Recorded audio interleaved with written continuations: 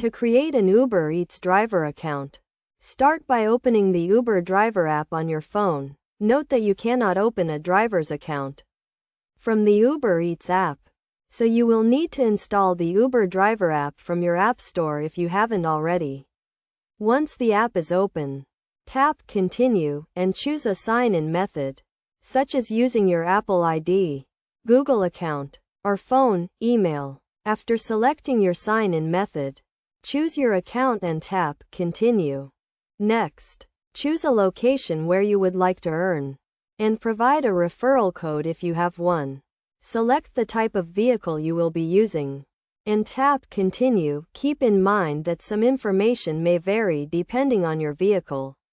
Follow the prompts to set up your account, which will include verifying your identity and providing a photo.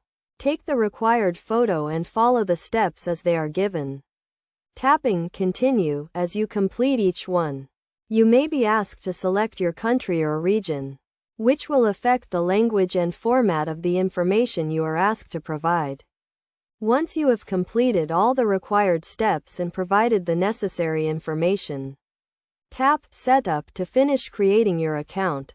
After setup is complete, you will begin receiving requests and can start using the app to earn money.